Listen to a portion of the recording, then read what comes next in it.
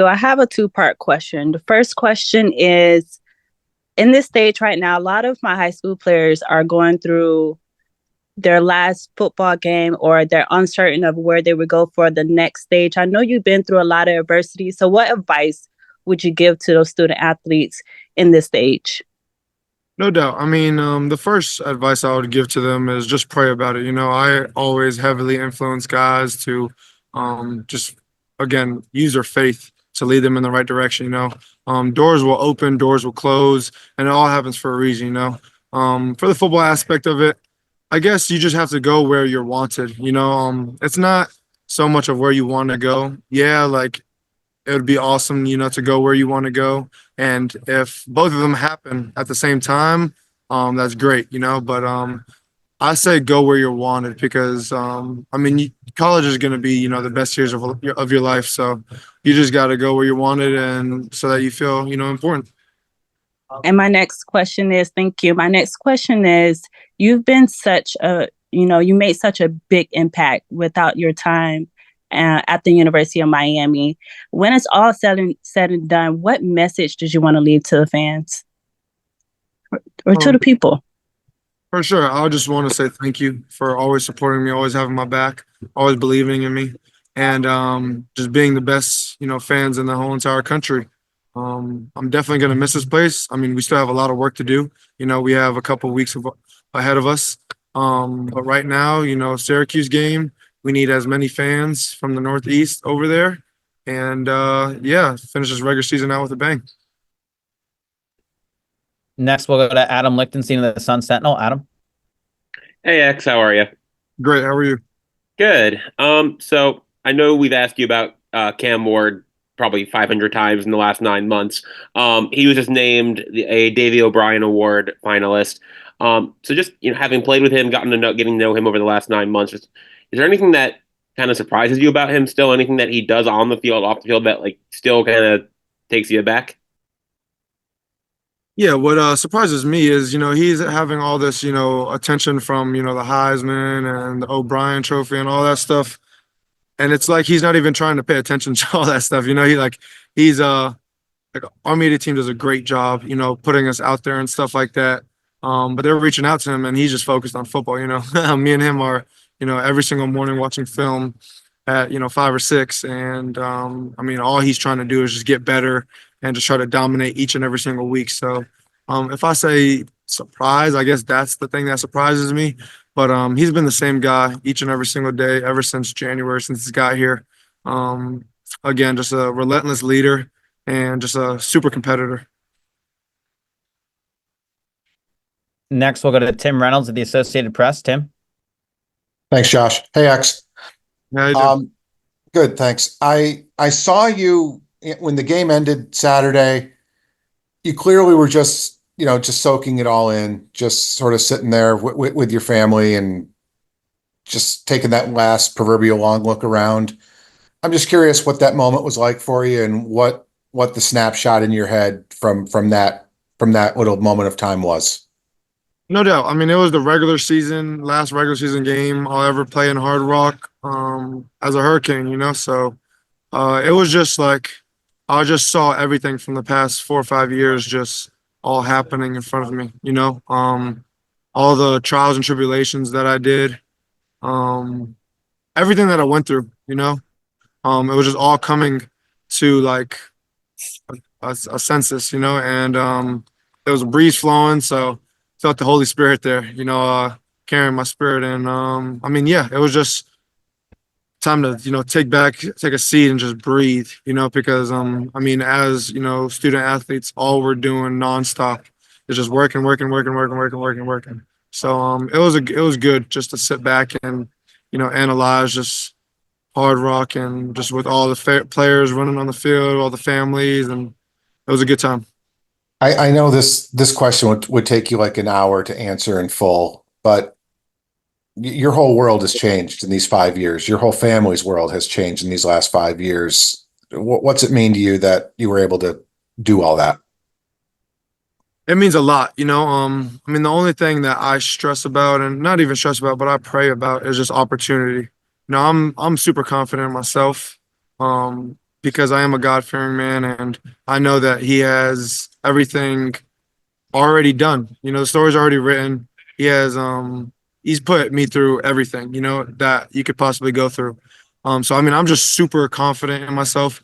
I just pray for opportunity, and again, I've got my opportunity and I've capitalized on it. I mean, going back to my family, yeah, for sure. I mean, our lives have changed tremendously, but we never forget where we came from. We're the same people, shop at the same places, eat at the same places, live in the same places. So, except for churches and the streets. But I mean, again, everything is the same. Thanks, X. Happy Thanksgiving. Yes, sir. Likewise.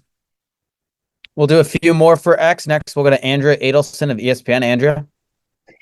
X, you came to Miami with the hope and goal of elevating the program, getting back to winning championships. What's the feeling like knowing that you're one win away from getting closer to that goal? No doubt. I mean, I think you said it in your question. We're one win away. So I think the only thing we're focused on right now is Syracuse. We just have to control the controllable and let everything else, happen. Our only goal this week is, focusing on Syracuse. Got a really, really good, big defense, talented, can run, plays together well, and plays super hard, especially at home. So we have a tough opponent this week. So we just have to lock in and just focus on this week. How do you keep the focus on just this week when you know there's something bigger waiting with a win? Right. I think just our culture, our team culture, just overemphasizing our team culture each and every single day, each and every single meeting, each and every single practice, just going as hard as we could. And we know that the secret to success is practicing hard, so we have to just get after it on Green Tree and the IPF. And again, just go at it with each other, just knowing that we love each other and we respect each other so much that we're going to give each other our all. Last two for X here. We'll go to Zuby Charles at Canesport and then Marcus Benjamin at Canes County. Zuby, we'll start with you. What's going on, X? I don't know if you remember, but during your kids' camp, this summer I asked you, what are your thoughts on, Miami's offense? And you said, hey, we have the potential to be the most explosive offense in the country. And now you guys are, number one in points and yards per game. Just from your perspective, what's led to, your guys' success, through the air and on the ground, this year on the offensive side of the ball? A couple of things. I think our team culture. I think our team culture has trickled over into our offense. I mean, we just take everything serious. We attack lifts, we attack meetings. We watch extra film, we put the extra work in. Our timing is getting better and better each and every single day. And yeah, I mean, the athletes speak for itself. We have the best quarterback, best tight end, best receivers, best running backs, and most importantly, best O-line in the entire country. So we have the players. It just all comes down to execution. And games that you see us, not doing so well in, what it is. It's not a lack of, skill or, athlete. It's lack of execution. So that's the only thing that we're focusing on is just getting better and better each and every single day, executing at the highest level possible. We'll wrap up for X with Marcus Benjamin at Canes County. Marcus? Hey, X, how's it going? Great. How are you? Good. There's been some talk about wide receivers coach Kevin Beard on social media. I just wanted to get your perspective on him as basically a teacher or developer of the wide receiver room and just how he's developed you in these last 2 years as your coach. No doubt. So to piggyback off that first question, I mean, the proof is in the pudding, men lie, women lie, numbers don't, so you see the numbers each and every single year just gradually going up and up and up and up. So, I mean, he has to be doing something right, Of course, there's going to be, haters saying that, he just gets the best guys and stuff like that. He doesn't even focus on all that. He thinks that stuff is a joke because, again, he's a very God-fearing man and he understands that he was put on this earth to, serve us, and he does an amazing job at that. We have so much respect and love for Coach KB. He does an amazing job each and every single week getting us the most prepared that we can be. And, yeah, I mean, to go back on your second question about me, he's just, been on me, and he has great assistant coaches as well. You know, Coach Cooney and Coach Varner, they are just amazing. You know, they could be.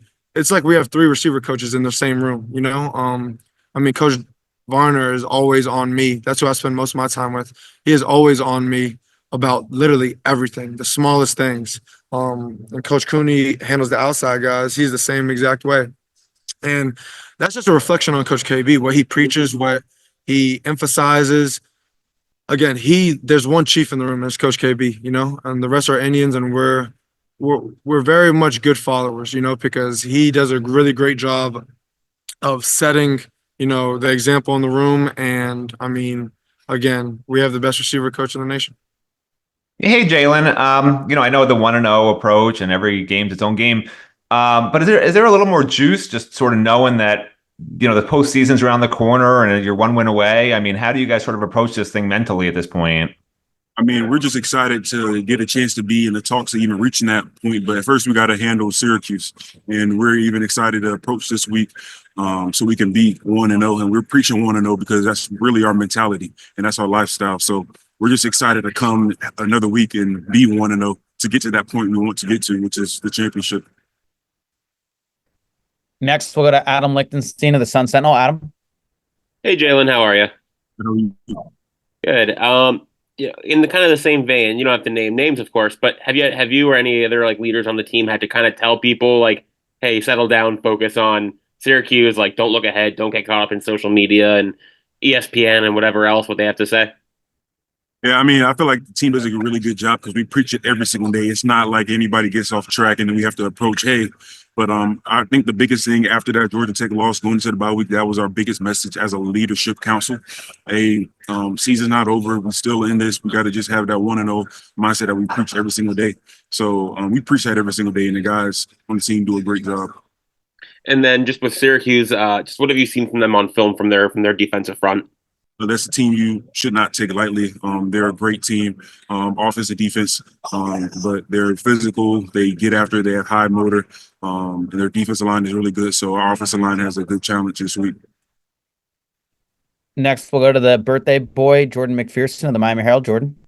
Thanks, Josh. Hey, Jalen. Wanted to ask you, since you came back from the injury, you've been alternating between left tackle and left guard. Markel getting some time at left tackle when you're inside. Just how do you feel that has gone with you moving between positions throughout the game, and just how much you value that versatility that you do have?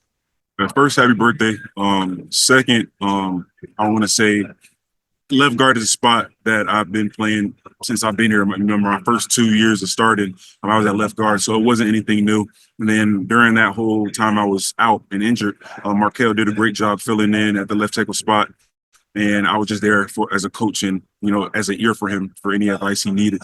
And when I came back, he deserved the right to stay at left tackle and get reps at that spot. And it wasn't like, oh, left tackle, I'm coming right in. No, Markel deserved the right to keep playing as he should. So ever since I've came back, you see me alternating left guard and left tackle, and it's not that big of a change up. And I'm happy to be in there with Markel, just to give him a little advice during the game too. Me at left guard, you learn as a lot as a left tackle. Anybody like Markel, you learn a lot from me too. So he done a great job at that spot too, and he deserved, because we haven't been, we were 1-0 each week. I was out because of him too.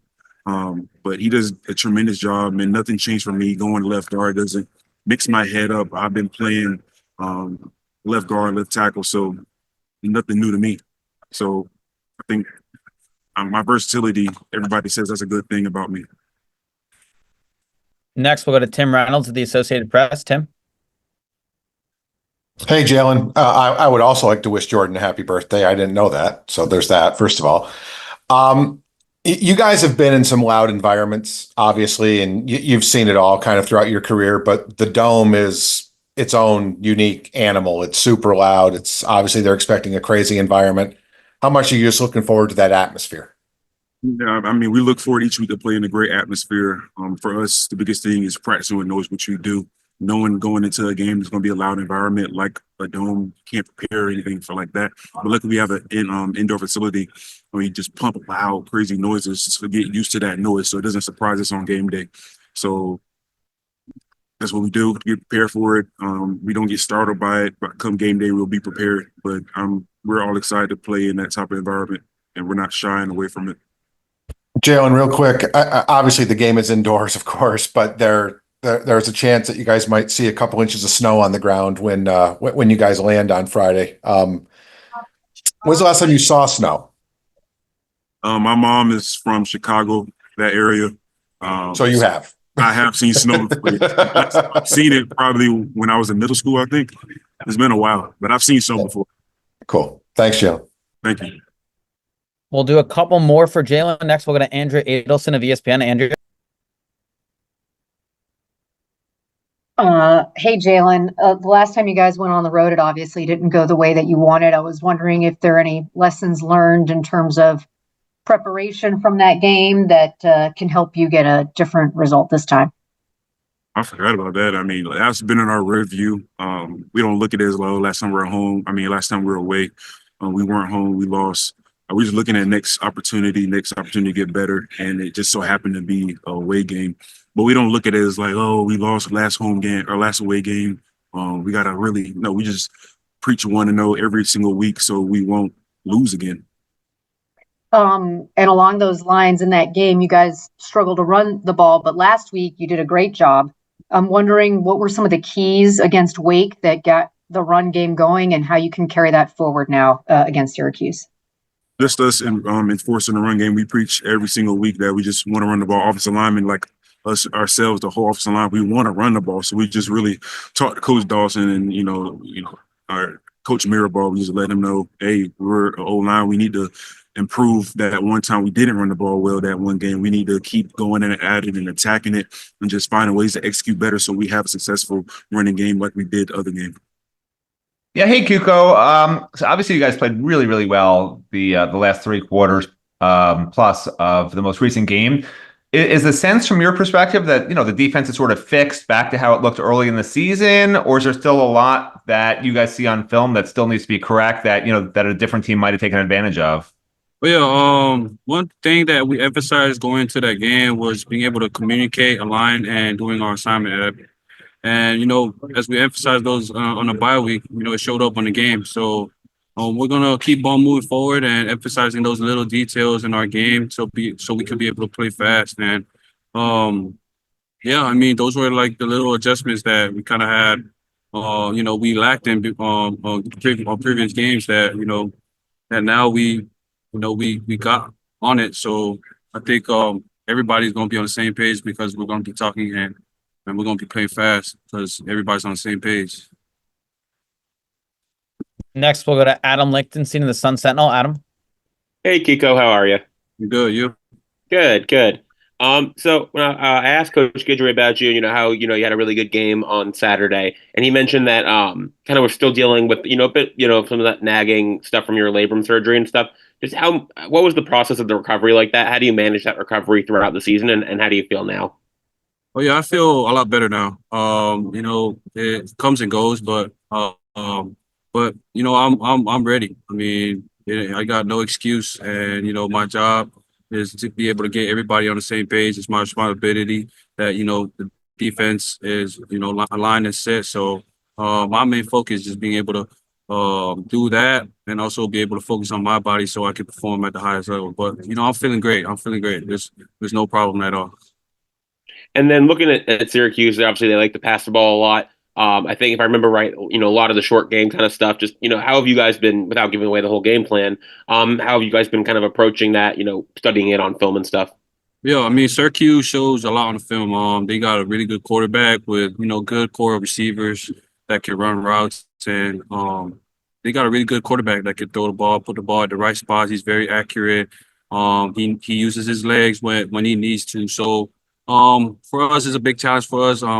We're ready for it. We're excited for the opportunity, and we're just gonna attack it day by day. We're gonna focus on our craft and be able to tune those things so we don't give them any opportunity to score on us. So next, we'll go to Andrea Adelson of ESPN. Andrea. Kiko, when you have an offense like theirs where the quarterback runs, but they also use the running back a lot in the passing game, what kind of challenges does that present for the defense? I mean, we have a game plan for that. Coach G draws out a great game plan for us to perform, so we can play, fast and not be able to think. So, I think going into this game, the defense is we're ready. Just being able to lock into in those details and trust the game plan, so we could be able to perform at a high level and make sure that everybody's on the same page. So yeah. We'll do a few more for Kiko. Next, we'll go to Cass Clayton. Cass? Hey, Kiko, it's C2. Question about, I know you're a leader in the linebacker room. Directly, what are you telling, the other linebackers to stay focused and stay locked in going into this game? Yeah, we emphasize that, in our room and, out here in practice too. So when anybody's out there doing a rep, you got to be paying attention. You got to lock in like you're playing. So if you're not in, you got to have your mental rep. So if I ask you a question, you got to come up with an answer and you better be right. So if not, you're giving us 10. But I think us as linebackers, it's our responsibility to get everybody aligned. So it don't matter who's going to be out there. So that's the little details that us as linebackers and all the young guys too got to come along, so that when they get opportunity and they get a chance to perform, they're ready. So yeah. Next, we'll go to Marcus Benjamin at Canes County. Marcus? Hey, Kiko, how's it going? Good. Kiko, I wanted to ask about signing day, which is kind of coming up next week. So you've been with the program now 2 years. What would your pitch be to a player that is thinking about Miami, knowing, the culture that's at the school and just your experience? And what would you tell a recruit about Miami and why would you tell them to commit to Miami? Yeah, Miami is a phenomenal place. When you got coaches and a culture like this, like there's nothing better than that. And that's a big reason why to come here, because everybody's all locked in. The culture is great, and you got a competitive spirit that every single day you come in here, you're gonna get better, and that's what you want as a player. So I think just being able to come here and be able to learn from Coach Derek Nicholson and Coach Cristobal, and Coach Guidry, it's been a huge impact in my life. Not only on football but also in life. So I'm thankful for that opportunity, and I'm thankful for this journey.